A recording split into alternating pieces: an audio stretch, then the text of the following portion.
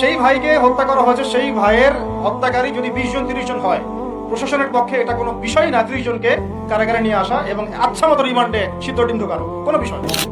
রিমান্ডে ওলামায়ে কেরামের পা ভেঙে দিতে পারেন, তাহলে এটা কেন পারছেন না? তাহলে আপনারা আসলে আমাদেরকে কানাকে মক্কা দেখাচ্ছেন এবং আমাদের সবাইকে বোঝানো হচ্ছে যে সবাই শান্ত থাকেন, কেউ কোনো রকমের টু শব্দ করবেন। আচ্ছা, করলাম না, টু শব্দ করলাম না, শান্ত থাকলাম, ধৈর্য ধরলাম, ঠিক আছে। এরপরে যদি আরো 10 জনকে মারা হয় তখন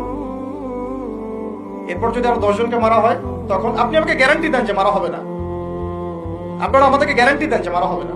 যদি মারা হয় তখন আপনি বলছেন মারা হবে না ইনশাআল্লাহ, ঠিক আছে। যদি মারা হয় তখন এখন আমি ধৈর্য ধরলাম, এখন আমি সাম্প্রদায়িক সম্প্রীতির কথা বললাম, এখন আমরা চুপ থাকলাম, কেউ এগ্রেসিভ কোনো ভূমিকায় গেলাম না এবং যাওয়া উচিত না, ঠিক আছে, খালাস।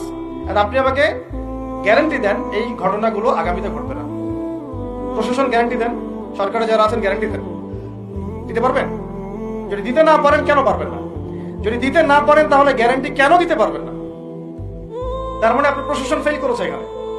সেই ভাইকে হত্যা করা হয়েছে, সেই ভাইয়ের হত্যাকারী যদি 20 জন 30 জন হয়, প্রশাসনের পক্ষে এটা কোনো বিষয় না 30 জনকে কারাগারে নিয়ে আসা এবং আচ্ছা মতো রিমান্ডে সিদ্ধ ডিম ঢোকানো কোনো বিষয় না।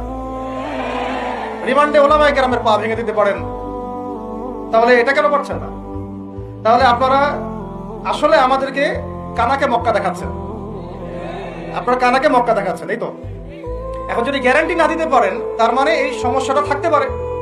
গ্যারান্টি না দিতে পারার অর্থই হচ্ছে আপনি নিজেই ভয় পাচ্ছেন, নিজেই আপনি শিওর না যে সমস্যাটা আসবে কিনা।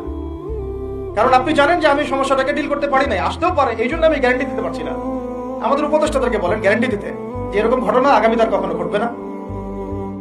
আমরা তো সবাই শান্ত আছি, কেউ তো একটা টোকাও পর্যন্ত দেয়নি। কাউকে দিয়েছেন?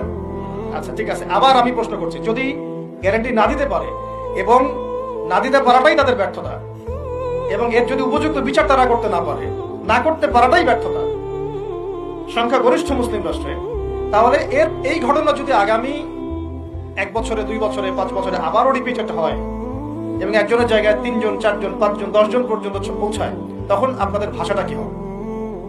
তখন আপনারা কি ভাষায় কথা বলবেন আর আমাদেরকে কি বোঝাবেন? এটা আমার প্রশ্ন।